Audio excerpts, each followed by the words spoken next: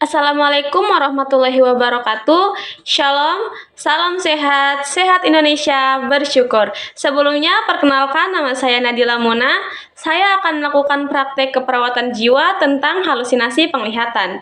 Sebelum kita ke prakteknya, terlebih dahulu kita harus tahu tentang halusinasi penglihatan. Nah, apa sih halusinasi penglihatan itu? Halusinasi penglihatan atau halusinasi visual adalah kondisi di mana seseorang merasa ketakutan ataupun senang ketika melihat suatu objek, pola, manusia, ataupun cahaya yang sebenarnya tidak ada atau tidak nyata. Untuk proses keperawatannya, yang pertama di sini yaitu kita harus melihat kondisi klien, yaitu klien tampak duduk diam, yang kedua klien tampak menyendiri dan tidak mau bergabung dengan orang lain, yang ketiga klien tampak mondar-mandir. Untuk diagnosa keperawatannya yaitu dapat diambil gangguan persepsi sensorik halusinasi penglihatan. Untuk tujuan khususnya, di sini yang pertama, klien dapat melaksanakan hubungan saling percaya. Yang kedua, klien dapat mengenal halusinasinya. Yang ketiga, klien dapat mengontrol halusinasinya. Dan untuk tindakan keperawatannya, di sini yang pertama, perawat dapat membina hubungan saling percaya dengan klien. Yang kedua, perawat dapat mengidentifikasi jenis halusinasi klien. Yang ketiga, perawat dapat mengidentifikasi isi halusinasi klien. Yang keempat, perawat dapat mengidentifikasi waktu saat mengalami halusinasi klien. Yang kelima, perawat dapat mengidentifikasi frekuensi halusinasi klien. Yang keenam, perawat dapat mengidentifikasi situasi yang menimbulkan halusinasi. Yang ketujuh, perawat dapat mengajarkan mengontrol halusinasi dengan cara yang pertama menghardik, yang kedua bercakap-cakap dengan orang lain, yang ketiga melakukan aktivitas secara terjadwal, dan yang keempat menggunakan obat yang secara benar dan teratur. Nah, dari penjelasan tadi, mari kita lanjut ke prakteknya. Selamat menyaksikan. Selamat pagi Bu, perkenalkan saya mahasiswa dari Poltekkes Kemenkes Sorong atas nama Nadila Muna. Saya praktek dorongan mawar ini selama 2 minggu, mulai dari jam 8 pagi sampai jam 2 siang. Kalau boleh tahu nama Ibu siapa dan senangnya dipanggil apa ya Bu? Iya, selamat pagi Sus. Nama saya Anissa Lozi, senangnya dipanggil Anissa. Baik Ibu, bagaimana perasaan Ibu pagi ini? Saya merasa gelisah Sus dan takut. Oh, baik. Ibu merasa gelisah dan takut ya. Kalau boleh tahu, apa keluhan yang Ibu rasakan pagi ini? Jadi begini Sus, saya itu sering melihat bayangan perempuan seram dan rambutnya sangat panjang yang sering muncul Ibu. Oh, baik Ibu. Bagaimana kalau kita berbincang-bincang mengenai penglihatan yang mengganggu Ibu? Iya Sus.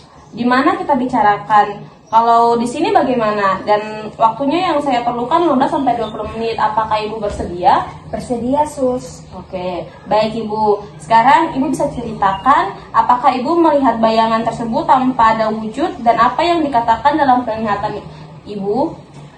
Jadi saya sering melihat perempuan Sus di kamar saya. Dia itu berambut panjang, berbaju putih panjang dan bermata merah, tetapi dia tidak mengatakan apa-apa. Oh, begitu. Pada saat kapan Ibu melihat bayangan tersebut dan bisa berapa kali Ibu melihat bayangan tersebut dalam sehari? Dan pada saat kapan bayangan itu muncul? Apakah saat Ibu sendiri atau saat Ibu bersama teman-teman Ibu?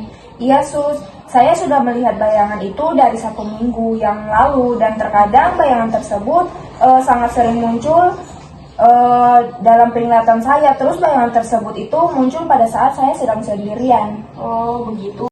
Apa yang Ibu rasakan saat melihat bayangan itu dan apa yang Ibu lakukan saat melihat bayangan itu?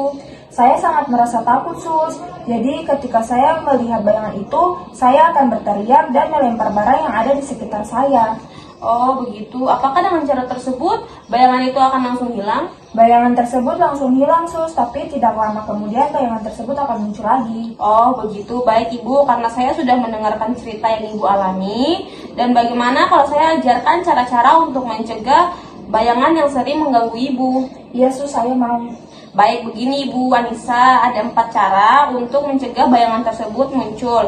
Cara yang pertama dengan cara menghardik bayangan itu. Yang kedua, dengan bercakap-cakap dengan orang lain. Yang ketiga, melakukan kegiatan yang sudah terjadwal. Dan yang keempat, minum obat secara teratur. Oh, begitu ya, Sus. Ya Ibu, bagaimana kalau kita belajar satu cara dulu ya, yaitu dengan cara menghardik. Yaitu ketika bayangan itu muncul, Ibu bisa langsung menutup mata seperti ini, dan Ibu berbicara, pergi, saya tidak mau melihat kamu tidak nyata, kamu hanya bayangan, pergi. Seperti itu Ibu bisa mengulanginya ketika bayangan itu muncul. Apakah Ibu mengerti dan apakah Ibu bisa melakukannya? Iya, Sus, saya mengerti. Baik Ibu Anissa, coba Ibu peragakan. Seperti ini kan, Sus. Pergi, saya tidak mau melihat kamu itu hanya bayangan, kamu itu tidak nyata. Baik Ibu, bagus. Coba sekali lagi Ibu. Pergi, saya tidak mau melihat kamu itu tidak nyata, kamu hanya bayangan. Oke Ibu, bagus. Ibu sudah bisa melakukannya. Bagaimana perasaan Ibu setelah melakukan latihan tadi? Saya sudah merasa sedikit lebih tenang, Sus. Oke, baik Ibu. Jadi ketika bayangan tersebut muncul lagi, Ibu bisa melakukan cara tersebut. Baik, Sus. Baik Ibu, bagaimana kalau kita bertemu lagi untuk belajar mengontrol bayangan tersebut dengan cara kedua? Iya, Sus, boleh. Baik Ibu, bagaimana kalau besok kita latihan dan jam berapa Ibu dan tempatnya Ibu mau di mana? Saya mau di sini saja sekitar jam 10. Baik Ibu, sampai jumpa lagi Ibu. Selamat pagi. Terima kasih, Sus. Selamat pagi.